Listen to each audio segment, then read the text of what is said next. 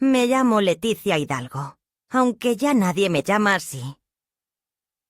Para mis nietos, cuando se dignan a hablarme, soy simplemente la abuela que vive afuera.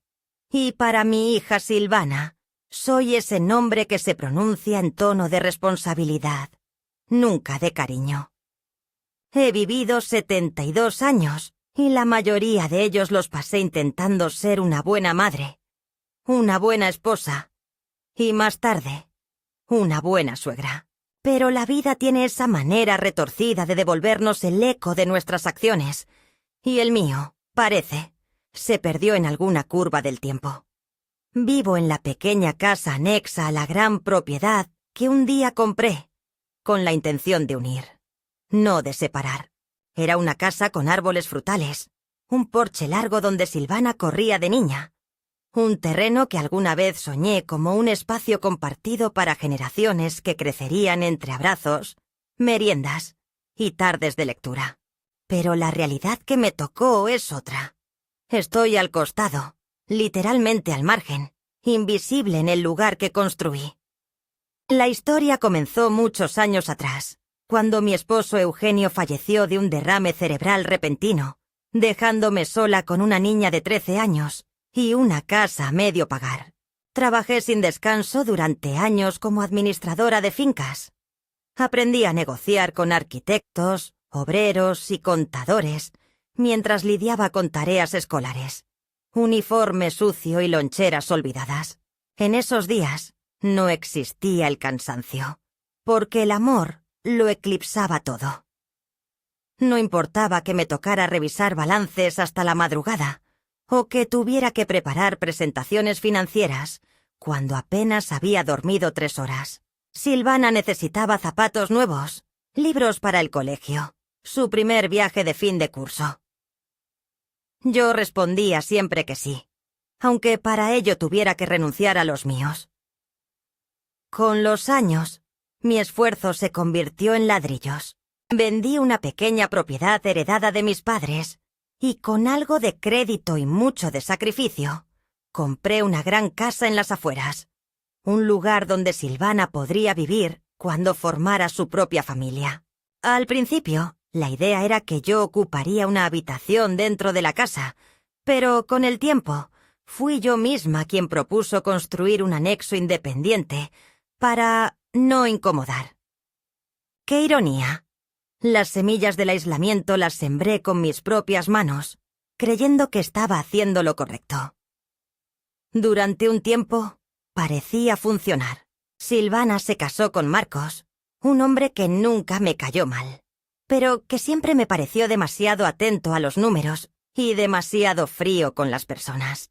Tuvieron 2 hijos, Julieta y Tomás. Y entonces me convertí en abuela. Una palabra que lleva peso, historia, ternura. O al menos eso creía yo. Los primeros años fueron dulces. Me pedían que cuidara a los niños cuando estaban enfermos, que horneara sus galletas favoritas, que les leyera cuentos cuando llegaban agotados del trabajo.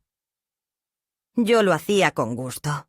Me gustaba que me necesitaran, porque era mi manera de seguir siendo útil, de sentir que mi presencia todavía tenía valor. Preparaba meriendas, tejía suéteres, lavaba sábanas sin que me lo pidieran. Sabía que no era su casa, pero tampoco era una extraña, al menos no entonces.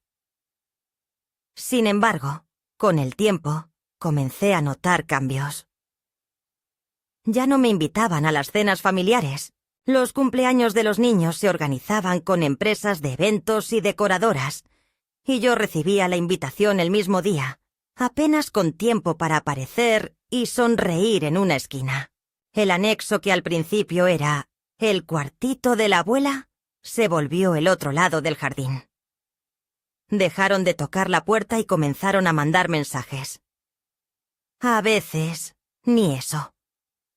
Silvana comenzó a mostrar un tipo de amabilidad que no reconocía. Me saludaba con un beso al aire y una sonrisa apurada, como si tuviera miedo de oler mi perfume barato. En las reuniones me presentaba con frases como Mi madre vive ahí atrás. O ella nos ayuda cuando puede. Como si yo no hubiera sido el cimiento de todo. Como si mi identidad se hubiera reducido a una función utilitaria. Me dolía, pero no decía nada. A esa edad, una ya aprendió que hay batallas que no se ganan con palabras, sino con dignidad. Me limitaba a observar, a cocinar mis propias comidas, a cuidar mis plantas. Mis manos, que una vez sostuvieron contratos y decisiones, ahora regaban malbones y pelaban frutas. El día en que se quebró algo dentro de mí fue, en apariencia, un día común.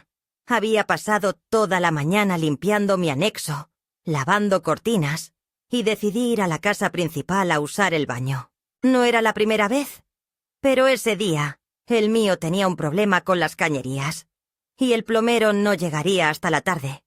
Caminé con cuidado por el jardín. Saludé a Julieta, que estaba en su teléfono y apenas levantó la vista. Toqué la puerta con la palma abierta, como hacía siempre. Silvana abrió, con expresión neutral. No se sorprendió de verme, pero tampoco sonrió. «¿Qué pasa, mamá?», preguntó, sin invitarme a pasar. Le expliqué lo del baño, y ella, sin perder el tono educado, me dijo: «Preferiría que no, mamá. Ya sabes que tenemos reglas por los chicos. Usa el tuyo, por favor». Me quedé inmóvil. No gritó, no fue grosera, pero sus palabras fueron cuchillas disfrazadas de protocolo. «Está bien», murmuré, bajando la vista, y me di la vuelta. Caminé lentamente hasta mi pequeño anexo. Cada paso se sintió más largo que el anterior. Cerré la puerta con cuidado, como si el sonido pudiera delatar mi tristeza. Me senté frente a la ventana y me quedé mirando el jardín que yo había mandado a plantar, los limoneros que pagué en cuotas, la hamaca donde Julieta aprendió a balancearse cuando aún usaba pañales. Pensé en Eugenio. Si estuviera aquí, me diría que he sido demasiado blanda. Él siempre decía que el respeto comienza por casa. Pero yo solo quería paz. Solo quería pertenecer. Me preparé un té, aunque el nudo en la garganta no me permitía tragar. Mientras el agua hervía, volví a mirar la carpeta que guardo bajo la cama. La escritura, los títulos, los documentos bancarios. Todo seguía POC a mi nombre. Mi firma aún tenía peso legal, aunque mi presencia no tuviera ya ningún valor emocional para quienes viven bajo ese techo. Me pregunté en qué momento me convertí en una molestia. No encontré una respuesta clara, pero entendí que había llegado a un punto donde el silencio ya no era nobleza, era negación. Y así empezó todo, con una puerta cerrada, con una necesidad básica negada, con una madre convertida en intrusa en su propia tierra, con una frase educada, pero cruel, con una hija que olvidó que una vez dormía abrazada a mi pecho, pidiéndome que no la soltara nunca. Pues bien, pensé mientras el agua del té burbujeaba, quizás ha llegado el momento de soltar yo. A la mañana siguiente, fingí normalidad. Me vestí temprano, como cada día, con una blusa beige sin mangas y una falda que había remendado la semana anterior. Me peiné con esmero, recogiendo mi cabello en un rodete que ya mostraba mechones finos y débiles, pero que aún me daba cierta dignidad. Me serví café con leche en la taza que me regaló Julieta en un día de las madres, cuando aún dibujaba corazones torcidos y escribía «Te quiero, abue», con faltas de ortografía. Y me senté frente a la pequeña ventana del anexo, observando cómo el sol iluminaba el jardín.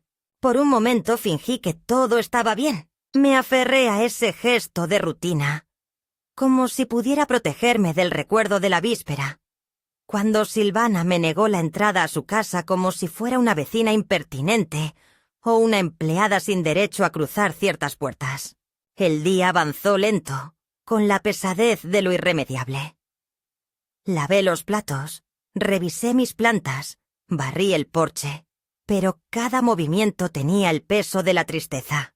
Alrededor de las 4 de la tarde, escuché risas provenientes del interior de la casa principal. Era la voz de Silvana, mezclada con la de Marcos y los niños. Sonaban alegres. Sonaban como si nada hubiera pasado. Me asomé por entre los limoneros y vi a Julieta y Tomás jugando en la pileta inflable. Silvana estaba sentada en la reposera, con su teléfono y una copa en la mano. No me miró.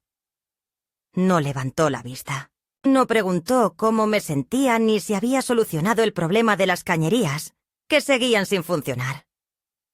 A la media hora, el timbre de mi anexo sonó. Me sobresalté, porque rara vez recibo visitas. Me acerqué con pasos cautelosos y abrí la puerta. Era Marcos. Su rostro no mostraba enojo ni amabilidad, solo una expresión neutra, como de quien cumple con una tarea incómoda. Me saludó con un «Hola, Leticia», seco y sin contacto visual, y me extendió un sobre. «Silvana dice que esto es para ti», dijo sin esperar respuesta y se alejó rápidamente, como si el aire entre nosotros fuese denso y su presencia, ahí fuera, un error. Cerré la puerta y abrí el sobre. Era una carta escrita con la letra ordenada de mi hija. La leí de pie, en silencio. Decía que entendía que quizás yo me había sentido herida el día anterior, pero que en realidad todo se trataba de normas de convivencia. Decía que su casa tenía reglas, que sus hijos necesitaban límites claros, que no era personal. Decía que mi baño está en mi anexo y que no había necesidad de cruzar al otro lado, a menos que fuera una emergencia verdadera. Decía, además, que apreciaba mi presencia cuando me limito a mi espacio, y que esperaba que todo volviera a la armonía de siempre. Me senté, con la carta aún en la mano. La releí varias veces. No contenía disculpas. Ni una sola palabra que indicara remordimiento o afecto. Era una notificación, no un intento de diálogo. Y lo que más me dolió no fue la carta en sí, sino el hecho de que mi hija, la niña que alguna vez me esperaba en la puerta de la escuela corriendo para abrazarme, ahora me comunicara sus decisiones por escrito, enviadas por un hombre que nunca me miró a los ojos. Fue en ese momento, exacto, que sentí como algo dentro de mí comenzaba a cambiar. Una voz, débil al principio, empezó a hacerse oír. Una voz que decía, «Esto no es amor». Una voz que yo misma había silenciado durante años, llamándolo sacrificio, paciencia, comprensión. Pero ese día, esa voz se alzó y dijo, «Esto es abandono disfrazado de normas. Esto es desprecio con papel de envoltorio educado». Me levanté lentamente y fui hasta el armario. Saqué una caja de madera que no abría desde hacía tiempo. Dentro estaban mis documentos, la escritura de la propiedad, los recibos de impuestos, las transferencias bancarias de cuando pagué la remodelación de la cocina, la ampliación del baño de la planta alta, la renovación del jardín. Todo estaba ahí, en orden, con fechas y firmas. Silvana y Marcos nunca me pagaron un solo centavo por nada. Nunca firmaron un contrato. Todo fue dado por amor. Sí, pero también por confianza. Y ahora esa confianza se había convertido en un tapiz viejo y desgarrado. Aún así, no decidí nada ese día. Me tomó otra noche de insomnio, de dar vueltas en la cama con el ventilador girando, y mi mente rumiando recuerdos y frases. Recordé el día que firmé la compra de la casa. Fue el mismo día que Silvana me dijo que estaba embarazada de Julieta. Lloramos abrazadas en esta misma cocina donde ahora tomo té sola. Yo imaginaba que esta propiedad sería nuestro refugio, un lugar donde crecer juntas, incluso en la vejez. Nunca imaginé que sería mi frontera. 2 días después, vino una vecina, doña Marta, a devolverme un tupper. Me vio ojerosa y me preguntó si estaba bien. No supe qué responder. «Te ves apagada, Leticia», me dijo. «¿Pasa algo con Silvana?» Dudé. ¿Para qué contarle? Pero algo en su mirada, una mezcla de ternura y cansancio, me hizo hablar. Le conté lo del baño, lo de la carta, lo de mi tristeza. Me escuchó sin interrumpir, con los ojos húmedos.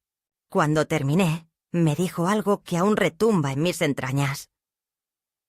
Hija que se cría creyendo que todo le corresponde, acaba creyendo que hasta su madre es propiedad privada. Y eso, amiga, no se cura con paciencia. Esa tarde llamé a mi antigua notaria, Clara. Fue una mujer que siempre me trató con respeto y que sabía lo que yo había hecho por mi familia. Le pedí una cita. Fui al centro en taxi. En su oficina, al ver mi carpeta de documentos, me miró largo rato. «¿Qué quieres hacer, Leticia?», me preguntó. Tardé en responder. Finalmente dije: «Quiero vender la propiedad, toda. Quiero irme. Pero no quiero pelear. No quiero escándalos. Solo justicia. Discreta, limpia». Clara asintió sin sorprenderse. Me explicó los pasos, las implicaciones legales, las opciones de venta. Me preguntó si estaba segura. Le respondí que no lo estaba, pero que estaba harta. Harta de vivir en mi propia casa como una invitada tolerada. Harta de que mi nombre tenga peso en papeles, pero no en afecto. Harta de que ser madre signifique renunciar eternamente a ser persona. Cuando volví al anexo, Silvana me esperó en el jardín. Me preguntó si quería cenar con ellos esa noche. Su voz era liviana, como si lo del baño nunca hubiera sucedido. Le dije que no me sentía bien. No insistió, solo dijo: «Bueno, cualquier cosa, ya sabes». Se dio vuelta sin más. Ese «ya sabes» fue un cierre. No ofrecía puente, ni disculpa, ni ternura. Fue una forma educada de seguir ignorándome, pero ahora envuelta en falsa cordialidad. Esa noche, abrí todas las ventanas del anexo. Dejé que el aire frío entrara y arrastrara consigo algo del dolor acumulado. Me senté a escribir. No un plan. No una carta de despedida. Escribí mi historia. Mi verdad. Lo que había hecho, lo que había dado, lo que había callado. Lo hice sin odio, sin revanchas. Solo para no olvidarme de quién fui antes de convertirme en esta sombra al borde del jardín. Y cuando terminé, supe que había dado el primer paso. Aún no sabía cómo ni cuándo, pero esa casa ya no sería más el altar de mis renuncias. Había llegado la hora de dejar de mendigar cariño en la puerta de una casa que construí yo misma. Era hora de recordar que, por mucho que se olviden los otros, una madre también tiene nombre, también tiene historia e historia, también tiene derecho a cerrar una puerta y no volver. El día que firmé el poder para poner en venta la propiedad, lo hice sin temblor en la mano. Clara, mi notaria, me miró por encima de sus anteojos y me preguntó por última vez si estaba segura. Asentí sin necesidad de palabras. No fue un acto impulsivo. No fue enojo, ni venganza. Fue claridad. Esa que llega cuando el dolor ya no es sorpresa, sino costumbre. Cuando uno se cansa de justificar a los demás por cosas que, en el fondo, ya no tienen explicación. Y esa firma fue el inicio del fin. Del fin de una etapa de mi vida en la que creí que ser útil me garantizaba afecto. Del fin de mi papel como telón de fondo en la casa que levanté con amor y resignación. Ese mismo día, después de salir de la escribanía, me tomé un café sola en un bar del centro. Hacía años que no lo hacía. Me senté en una mesa junto a la ventana, pedí un café con leche y una medialuna, y observé a la gente pasar. Nadie me conocía allí. Nadie me llamaba la mamá de Silvana, ni la abuela del fondo. Era Leticia. A secas. Y aunque al principio esa soledad me picó como sal sobre herida, luego me trajo una forma extraña de alivio. Al volver a casa, el portón eléctrico no funcionaba. Me bajé del taxi y abrí manualmente. Entré a mi anexo y me encontré con una nota pegada en la puerta. Tuvimos que cortar la electricidad del quincho por mantenimiento. Avisamos por el grupo. Silvana. Ni una llamada. Ni un toque de puerta. Y como no tengo celular inteligente, ni siquiera me había enterado. Usan un grupo de mensajes donde no estoy incluida. Mantenimiento. Así le llaman ahora al olvido programado. Encendí una vela y me senté a preparar un arroz con verduras.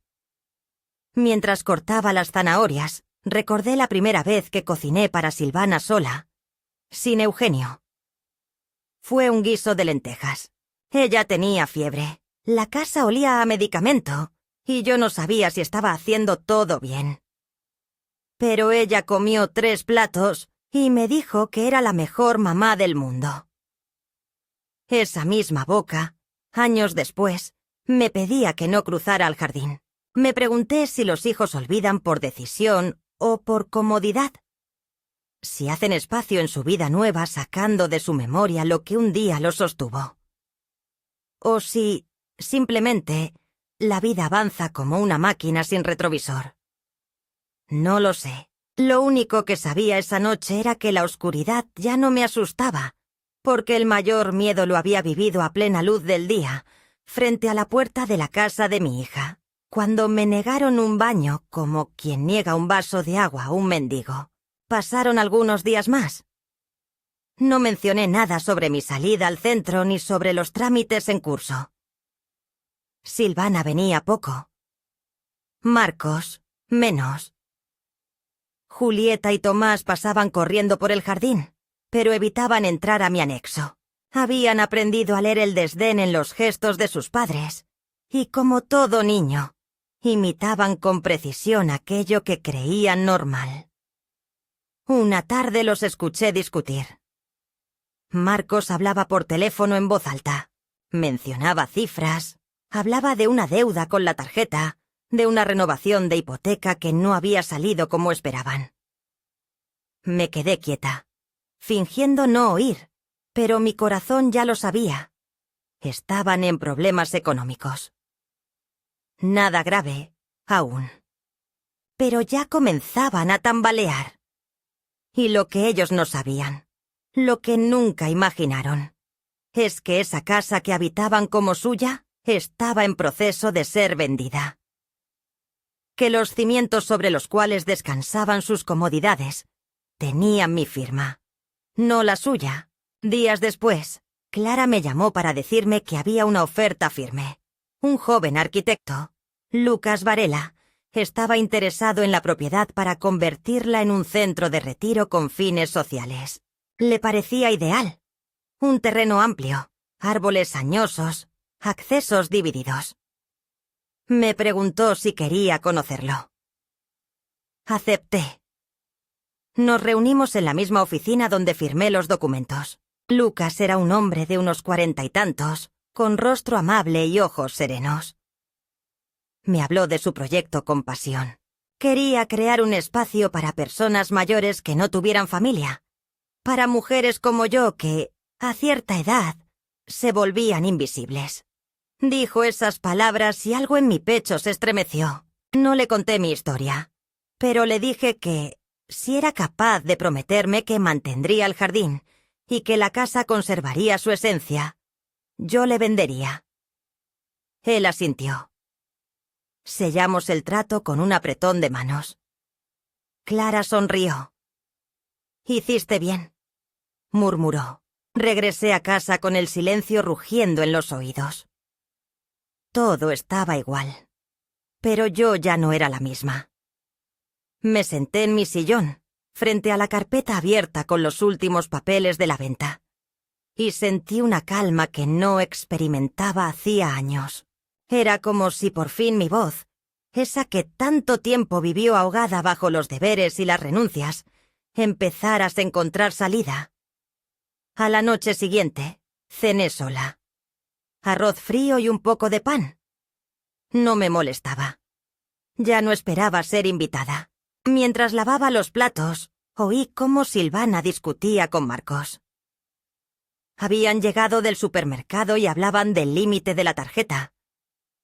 Luego, silencio. Una hora más tarde, alguien golpeó mi puerta. Era Silvana. Tenía el ceño fruncido, la voz tensa. «Mamá, ¿nos podés prestar un poco de plata para terminar el mes? Te lo devolvemos la semana que viene». Yo no la miré con reproche. Solo le pregunté, ¿no tenías un grupo de mensajes para avisar eso también? Ella frunció el ceño, confundida. No dijo nada. Volvió al día siguiente, con un mate en la mano. Se sentó en mi porche. «Perdón si te herí. No era mi intención. Es que a veces siento que necesitas todo bajo control, y yo ya no soy una nena». La miré largo rato. Esa mujer frente a mí no era mi niña, ni mi confidente. Era una desconocida que hablaba de control cuando yo solo había ofrecido cuidado. No le respondí. Le di el dinero. Pero también supe que era la última vez. El día que llegaron los papeles finales, los firmé con manos firmes. Clara vino a traerlos en persona. Nos sentamos en mi anexo, compartimos té y hablamos del futuro. Me dijo que podía quedarme allí unas semanas más hasta que Lucas iniciara los arreglos. Le agradecí. Al día siguiente llamé a Marcos y Silvana y les pedí que se acercaran. Les serví café. Me senté frente a ellos y con voz tranquila les dije: «He vendido la casa». Silvana soltó la taza. Marcos frunció el ceño. «¿Cómo que vendiste la casa?», preguntó. Le expliqué con calma. Todo estaba en regla. La escritura seguía a mi nombre. Ellos jamás habían querido regularizar nada. Yo había sido generosa, pero ya no más. Silvana se levantó, roja de furia. «¿A quién se la diste? ¿Por qué no hablaste con nosotros primero? ¿Nos vas a echar?». No respondí de inmediato. Dejé que sus preguntas colgaran en el aire. Luego dije: «No los echo. Solo dejo de sostener algo que ustedes mismos desarmaron hace tiempo». Marcos se puso de pie. Me acusó de traición. Dijo que cómo podía hacer eso a mis nietos. Yo lo miré a los ojos. «Tus hijos necesitan una casa con valores, no una casa con metros cuadrados». Silvana lloraba, pero no con pena, con rabia. Dijo que me iba a arrepentir. Yo solo la abracé, pero fue un gesto hueco. Ella no lo sintió. Yo tampoco. Esa noche dormí como no lo hacía en años. Por primera vez, no temí al mañana. No tenía miedo del ruido de sus pasos sobre mi techo, ni del juicio silencioso de sus gestos. Al día siguiente comencé a empacar. Pocas cosas. Lo esencial. Los álbumes. Mis libros. Las plantas en maceta. La radio vieja. Una tetera azul que me acompañó desde que era joven. Mientras guardaba, pensaba en Eugenio, en cómo me habría apoyado. Él siempre decía que el amor no es resignación, que uno puede querer mucho, pero también tiene derecho a límites. Cuando pasé por el jardín con una de las cajas, Julieta me vio. ¿Te vas, abue?, preguntó con una mezcla de inocencia y temor. Asentí. Me miró sin entender del todo. ¿Pero por qué?, insistió. Me agaché a su altura, la abracé con fuerza y le dije: porque cuando uno ya no tiene lugar, tiene que salir a buscarlo. No lo olvides nunca, hija. Y así comenzó mi mudanza. En silencio. Sin escándalo. Sin prensa familiar. Solo con la certeza de que, por fin, empezaba a elegirme a mí. No porque dejara de quererlos, sino porque ya no quería olvidarme de mí para seguir siendo parte de algo que me negaba todos los días. La noche anterior a mi mudanza definitiva, dormí con la puerta entreabierta. No porque esperara visitas, ni porque necesitara una brisa nocturna, sino porque sentía que la casa debía respirar conmigo una última vez. Cada rincón de mi anexo tenía huellas invisibles de mis días. El respaldo de la cama aún tenía la hendidura de mis dedos después de tantas madrugadas sentada leyendo en silencio. La mesa de la cocina, rayada por los cuchillos y quemada por una cacerola mal apoyada, guardaba el testimonio de miles de comidas preparadas con la esperanza de ser necesarias. El perchero de la entrada, torcido hacia la derecha, soportó no solo mi abrigo, sino también años de esperas, de silencios y de renuncias. Esa noche, al mirar mis paredes, entendí que el verdadero duelo no era por el espacio físico, sino por la vida que una imagina cuando aún cree que el amor se sostiene solo con dar. A la mañana siguiente, me levanté antes del amanecer. El cielo aún era una franja gris detrás de los árboles del jardín. Preparé mi último desayuno allí, con la ceremonia casi religiosa de quien sabe que cada gesto, por cotidiano que parezca, será el último. El pan tostado, el café negro sin azúcar, el mismo mantel azul con flores blancas que compré en un mercado hace décadas. Todo tenía un peso simbólico que no había sentido antes. El silencio de la casa era tan profundo que podía oír el chasquido de mis articulaciones al moverme, y por primera vez en mucho tiempo, ese sonido no me avergonzó. Era el ruido de la vida, de una vida vivida con esfuerzo y sin testigos. Alrededor de las 9, escuché la camioneta de Lucas estacionar frente al portón. Salí con calma. Él bajó del vehículo y me saludó con una sonrisa sincera. Traía consigo unas cajas para ayudarme a trasladar lo poco que llevaba conmigo. Había insistido en ofrecerme una de las pequeñas casas del terreno durante la transición, una que se había construido como parte del futuro centro de retiro. Era una construcción modesta, pero luminosa y silenciosa, con una ventana grande que daba a los árboles, una pequeña cocina, un baño propio. Detalle que en los últimos tiempos había adquirido para mí el carácter de símbolo. Y una habitación sin lujos pero limpia. Acepté no por necesidad, sino por la belleza de la propuesta. Comenzar otra etapa no como desechada, sino como semilla nueva. Mientras acomodábamos mis pertenencias en la camioneta, Silvana salió de su casa con expresión desconcertada. Caminó hacia mí sin decir palabra. Se quedó parada a unos metros, observando cómo metía la caja con mis plantas. Finalmente habló, con una voz distinta, un poco más grave, como si el aire le costara. ¿Así nomás te vas? Le respondí sin mirarla, sin rabia, sin lástima. Así nomás no, hija.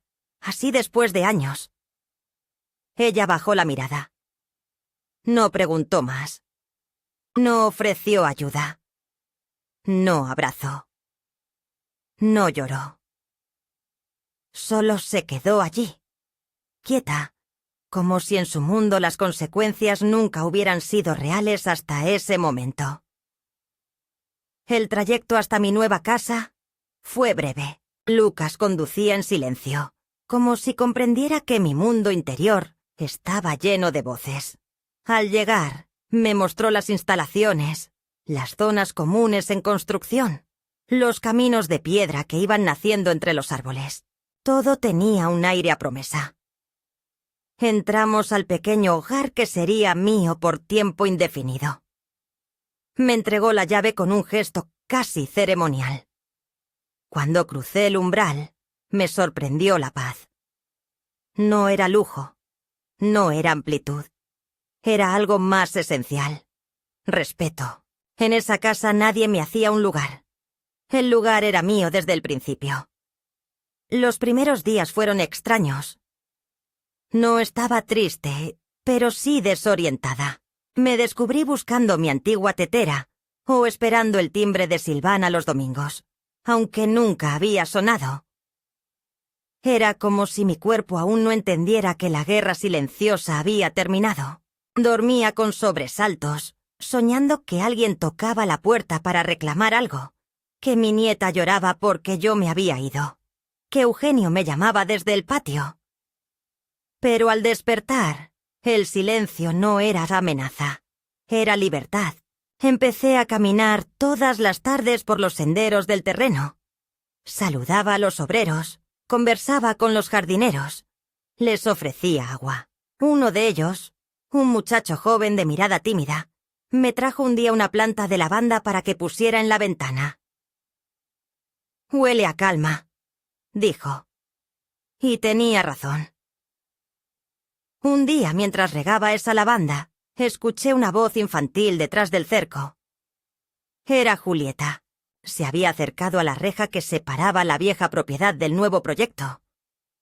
Me llamó bajito. «Abue». Me acerqué. Estaba sola.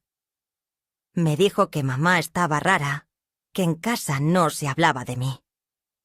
Me preguntó si me había enojado.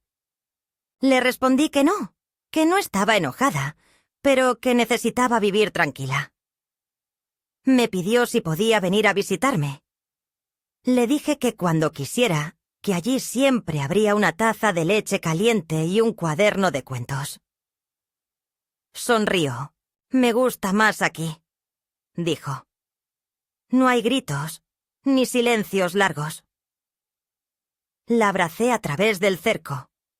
Ese día escribí en mi cuaderno: «No es necesario ser reconocida por todos.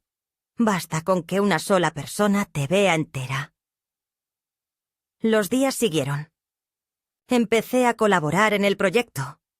Les ofrecí a Lucas y a su equipo ayudar con la administración básica. Me dieron un escritorio en la oficina principal. Me sentí útil otra vez, pero no en la forma servil de antes. Ahora mi utilidad no era para comprar afecto, sino para sostener algo en lo que yo creía. Una tarde, Lucas me pidió si quería dar charlas a las mujeres mayores, que serían parte del programa. Charlas sobre cómo llevar las finanzas, cómo defender sus derechos. Me reí. «¿A mi edad voy a empezar a enseñar?» Y él respondió: «A tu edad es cuando más se enseña». Acepté. Preparé mi primer encuentro con cuidado. Me puse un vestido limpio, peiné mi cabello con una horquilla antigua y frente a 10 mujeres sentadas en semicírculo, conté por primera vez mi historia completa. Al terminar, una de ellas, una señora con las manos hinchadas por la artrosis, se levantó, me abrazó y me dijo: «Gracias por decirlo. Ahora sé que no soy la única que ha sido invisible en su propia casa». Esa noche lloré. No por tristeza, por alivio. Porque mis lágrimas ya no eran súplicas, sino sanación. Me senté frente a la ventana, con la lavanda perfumando el aire, y supe que estaba bien, que tal vez nunca tendría de nuevo a mi hija. Tal vez Julieta crecería y olvidaría estas visitas. Tal vez mis decisiones serían juzgadas en sus reuniones familiares como traición. Pero yo me conocía. Yo sabía lo que había dado. y ahora también sabía lo que merecía. Pasó un mes. Un día recibí una carta. Estaba dirigida a señora Leticia Hidalgo y tenía letra infantil. Era de Tomás, mi nieto menor. Decía: «Abue, me dijeron que te fuiste porque estabas triste. Yo también estoy triste. ¿Puedo ir a jugar contigo? Mamá dice que estás muy ocupada, pero yo sé que a vos te gusta contar historias». La carta tenía un dibujo. Era yo, con una capa, como una especie de superhéroe, con una flor en la mano. Esa imagen quedó pegada en la puerta de mi nevera nueva. Y fue entonces cuando entendí que no hay acto más revolucionario a los 72 años que decir basta. Que no hay renuncia más valiente que soltar a quienes amamos cuando su cercanía nos borra. Que ser madre no implica ser mártir. Y que hay herencias que se dan en vida. La del ejemplo, la de la palabra firme, la del gesto digno. Y comprendí también que el final, a veces, es solo otro nombre para el comienzo. Durante las primeras semanas en mi nueva casa dentro del terreno del centro de retiro, sentí una mezcla ambigua entre la serenidad conquistada y una especie de suspensión emocional, como si aún esperara una reacción que no acababa de llegar. Lucas seguía con los preparativos del proyecto. El equipo crecía. Los obreros trabajaban desde temprano con ese ritmo seguro y metódico que tiene la construcción cuando se hace con visión a futuro. Y yo, desde mi rincón con vista al patio interno, volví a encontrar un propósito. Sin embargo, en las mañanas, al despertar, todavía me asaltaba el impulso automático de pensar en qué necesitaba Silvana.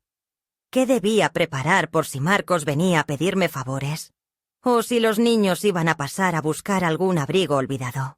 Era un reflejo, un condicionamiento emocional que no desaparece de inmediato cuando una ha pasado décadas pendiente de los demás, incluso cuando esos otros ya no te quieren cerca. Un miércoles por la tarde, mientras organizaba mis papeles en la pequeña oficina que Lucas me había asignado, recibí la visita inesperada de Marcos. Lo vi desde la ventana. Venía solo, caminando con paso tenso, una carpeta bajo el brazo y una expresión que no me gustó. No toqué el portón. Salí al encuentro con la firmeza de quien ya no tiene miedo. Me saludó apenas, sin disimular el disgusto. «Necesitamos hablar», dijo sin rodeos, y yo asentí, señalando una de las bancas del jardín lateral. No tenía intención de recibirlo dentro de mi casa. Nos sentamos. Por un momento ninguno dijo nada. Él fue el primero en romper el silencio. «Silvana está mal. No para de llorar. Dice que no entiende cómo pudiste hacer algo así. Que vendiste la casa sin aviso. Que la dejaste sin raíces». Lo miré largo rato. Tenía los ojos secos, los labios apretados. No era tristeza lo que traía. Era pérdida de control. «¿Raíces?», repetí. La raíz no puede ser alguien a quien se le niega el agua. Intentó desviar el tema. Sacó unos documentos. Me los mostró. Eran recortes del contrato de compraventa, cláusulas legales subrayadas, notas marginales con tinta roja. Me preguntó si había considerado las consecuencias emocionales de mi decisión, si me daba cuenta de lo que eso provocaría en los niños. Me habló de Julieta, que había dejado de hablar en la escuela, de Tomás, que preguntaba por mí todos los días.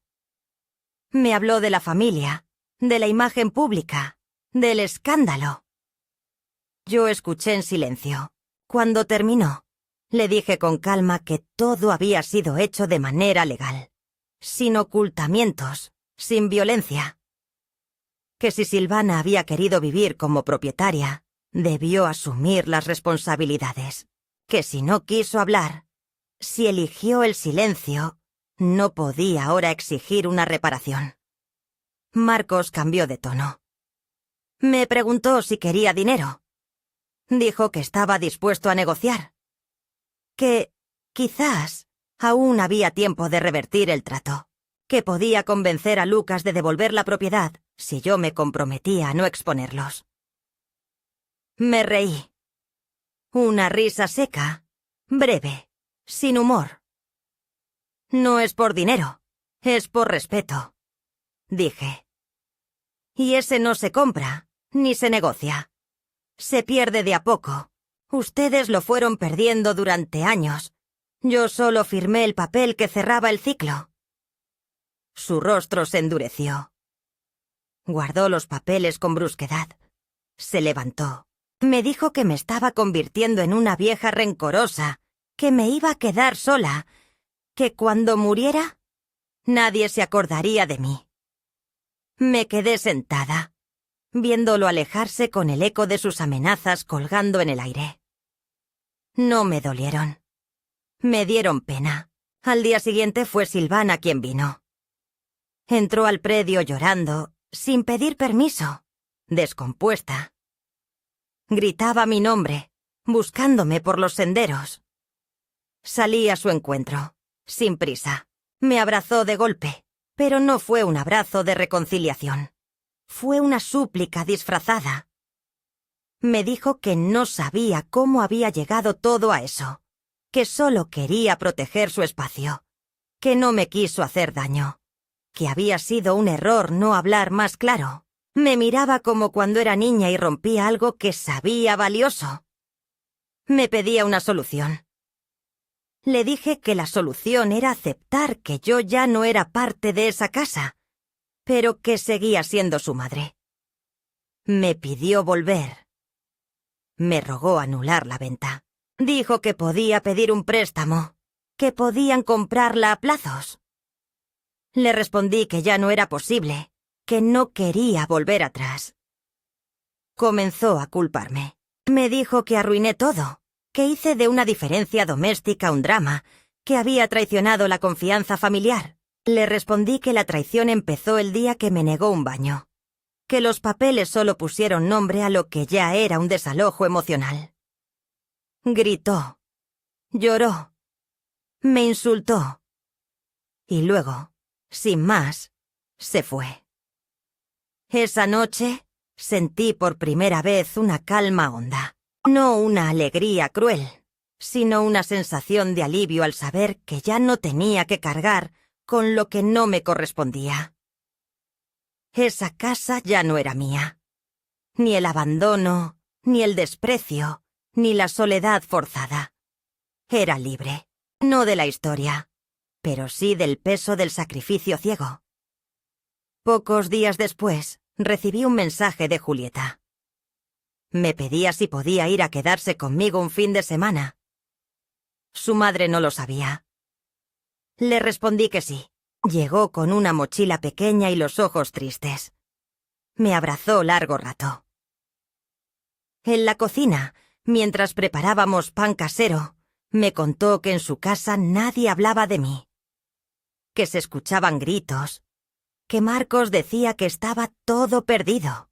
Le dije que no debía cargar con nada de eso, que lo importante era que ella supiera que siempre tendría un lugar conmigo.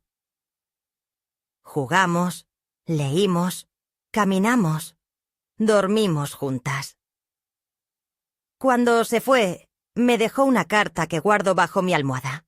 Decía: «Gracias por ser valiente. Algún día quiero ser como vos».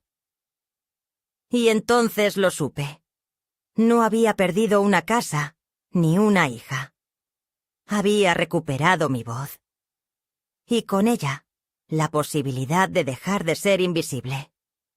El clímax no siempre llega como un trueno o una tormenta. A veces, lo que parece el estallido final se acerca con pasos lentos, casi imperceptibles, como si la vida supiera que el corazón ya ha soportado demasiadas sacudidas para resistir otro golpe seco. Así llegó el mío. No en forma de un enfrentamiento teatral, ni con lágrimas dramáticas en la lluvia, sino a través de una serie de gestos encadenados que terminaron por revelar la verdadera dimensión de lo que habíamos dejado pudrir entre los muros de una casa que, por mucho tiempo, fue más cárcel que refugio. Todo empezó un lunes por la mañana, cuando Lucas me comunicó que el proyecto del centro de retiro estaba por comenzar su segunda fase. Se habían aprobado los permisos municipales, los inversionistas estaban comprometidos y las reformas arquitectónicas en la casa principal comenzarían dentro de 2 semanas. Me alegró sinceramente.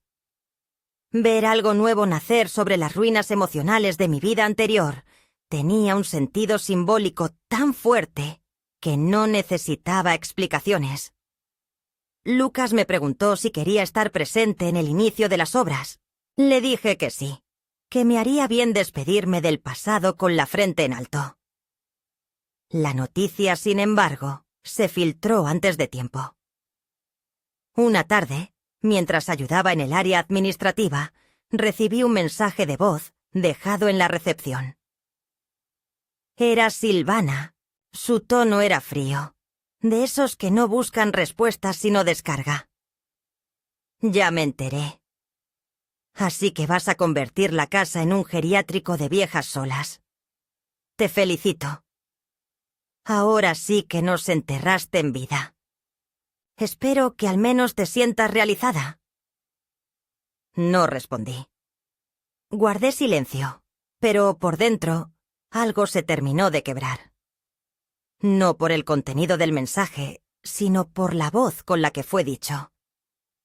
Ya no era mi hija hablando. Era una mujer herida, sí, pero también una que había decidido asumir el rol de víctima sin revisar el daño que provocó. Al día siguiente recibí una carta del abogado de Marcos. Me informaban que Silvana y él estaban considerando iniciar acciones legales por desalojo indebido y venta fraudulenta. Fue Lucas quien me tranquilizó. Todos los papeles estaban en regla. La propiedad siempre había estado a mi nombre. Las notificaciones habían sido entregadas formalmente y el nuevo uso del espacio respetaba las ordenanzas locales. Aún así, ver mi nombre en una carta con membrete legal, redactado como si yo fuera una estafadora, me provocó una mezcla extraña de dolor y extrañamiento. ¿En qué momento la madre generosa, la que había entregado cada rincón de su vida, se convirtió en la enemiga? La respuesta no era jurídica, era emocional. Y las emociones, cuando no se reconocen, cuando se alimentan de ego y costumbre, mutan en odio sutil. Silvana no podía aceptar que yo hubiera dicho basta, que me hubiera corrido del lugar que ella creía eterno e incondicional. Ella había naturalizado mi presencia como un mobiliario más, útil, discreto, disponible. No comprendía que ese amor que no pone límites se termina convirtiendo en resentimiento acumulado. El verdadero enfrentamiento, sin embargo, no ocurrió en tribunales ni en oficinas. Tuvo lugar una semana después, en el mismo jardín donde alguna vez plantamos juntas un ciruelo. Lucas me había invitado a una pequeña ceremonia simbólica. Los obreros comenzarían la reforma del interior de la casa principal, y él quería plantar un nuevo árbol en el centro del patio como símbolo de renacimiento. Acepté. Cuando llegamos al lugar, con un grupo reducido de colaboradores y vecinos, descubrimos que había otra presencia no anunciada. Silvana y Marcos estaban allí, parados junto a la entrada, con los brazos cruzados, como si quisieran detener el tiempo a fuerza de silencio. Lucas se les acercó con cortesía. Les explicó que estaban en propiedad privada y que todo estaba debidamente aprobado. Ellos no respondieron. Me miraron. Fue Silvana quien dio el primer paso hacia mí. Caminó con ese andar que solía tener de niña cuando algo no le salía bien. Firme, decidido, con los labios apretados. Me habló delante de todos. Su voz era clara, pero teñida de rencor. ¿Esto es lo que querías? ¿Que todos te vean como una santa? ¿Una mártir? ¿Una vieja sabia que salvó su alma vendiéndonos por monedas? No me moví. No repliqué. Esperé a que terminara. Continuó. Te dimos todo. Te hicimos parte. Y vos nos traicionaste. Allí sí la miré. No con ira, con una tristeza profunda que me brotó del centro del pecho. No, Silvana. Vos me sacaste parte por parte.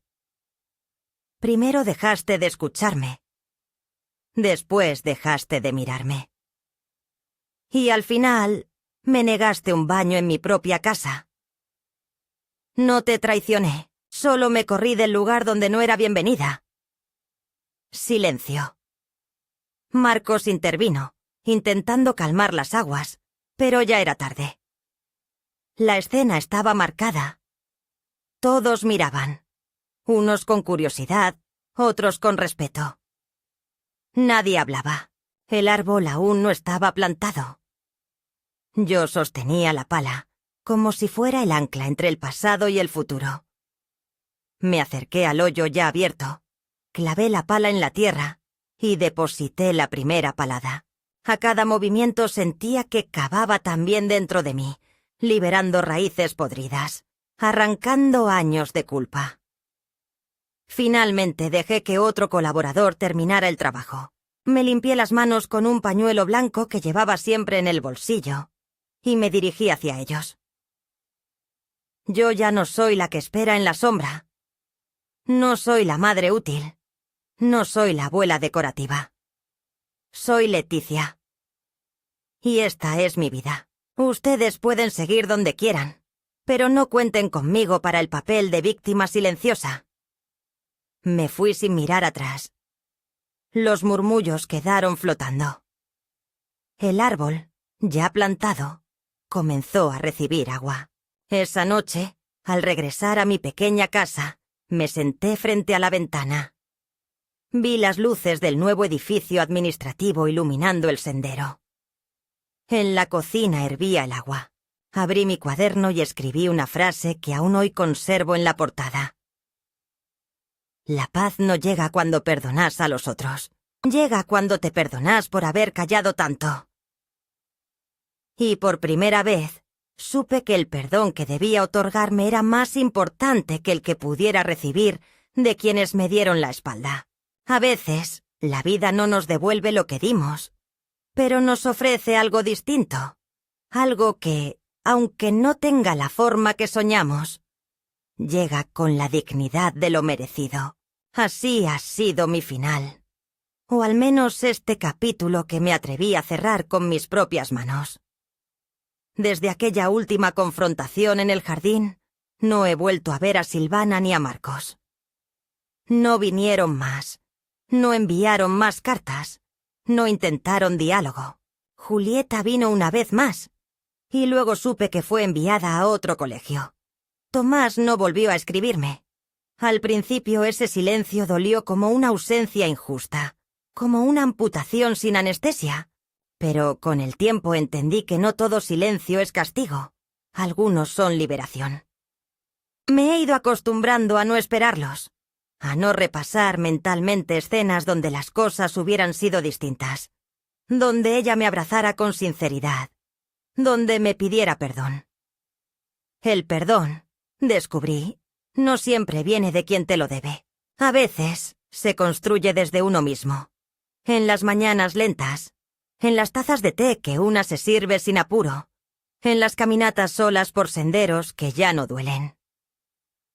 El centro de retiro comenzó a recibir sus primeras residentes, mujeres de mi edad o más. Algunas con historias más duras que la mía, otras con una paz que envidié al principio. Nos fuimos conociendo poco a poco, compartimos almuerzos, tardes de tejido, conversaciones suaves que a veces se transforman en confesiones inesperadas. Descubrí que muchas habían sido desplazadas no por el destino, sino por las decisiones egoístas de sus propios hijos. Una me dijo, mientras cosía un cojín: nos enseñaron a dar, pero no a pedir. Por eso nos vaciamos. Y yo asentí. Porque sí, a muchas nos vaciaron. Pero también es cierto que nosotras lo permitimos demasiado tiempo. Hoy mi rutina tiene otro ritmo. Me levanto temprano, abro las ventanas, dejo que entre el canto de los pájaros. Leo más que nunca. Escribo también. Historias que no buscan fama, solo dejar constancia. A veces, Lucas me invita a Tim a hablar con visitantes o nuevos voluntarios. Les cuento mi historia sin lágrimas. No para provocar pena, sino para que entiendan que detrás de cada mujer mayor hay un libro entero de silencios que merece ser leído con respeto. Los domingos, cocino para algunas residentes. Lo hago con gusto, no porque me necesiten, sino porque me eligen. Esa diferencia, aunque sutil, lo cambia todo. Guardo todavía la carta de Tomás, el dibujo de Julieta, algunas fotos antiguas donde aún sonreíamos sin máscaras. No las miro todos los días, pero tampoco las escondo. Forman parte de mí. No puedo borrar lo vivido, pero sí puedo elegir desde dónde recordarlo. No siento odio por Silvana. Siento pena por ella, por su ceguera emocional, por haberse alejado de sí misma en la búsqueda de un orden artificial que al final no le dio la paz que necesitaba. Y sí, a veces la extraño. Pero ya no con ese deseo de volver. La extraño como se extraña a una versión vieja de una misma. Con cariño, pero sin necesidad. Hace poco cumplí 73 años. Las mujeres del centro me organizaron una pequeña celebración. Hubo risas, canciones suaves, un pastel hecho entre todas. Me regalaron una bufanda tejida en conjunto, y al abrirla, sentí por primera vez en mucho tiempo que alguien había pensado en mí no por obligación, sino por afecto genuino. Fue un momento pequeño, pero lo guardo como una joya. Porque después de todo, eso somos al final. Instantes. No lo que acumulamos, no lo que los demás creen de nosotras, sino esos segundos en los que alguien nos mira a los ojos y nos dice, sin palabras, que existimos. Y ahora, cuando me siento cada tarde en el porche, con mi taza de té y la lavanda aún viva en la maceta, no espero. No anhelo visitas que no llegan, ni mensajes que no vendrán. Solo respiro, y en ese respirar lento, lleno de presente, he encontrado algo que jamás pensé que tendría a esta edad. Libertad. No la que se grita, ni la que se proclama en pancartas. Una más silenciosa, más íntima. La de una mujer que un día fue madre, esposa, abuela, sombra, escudo, sostén. Y que ahora, simplemente, se permite ser Leticia.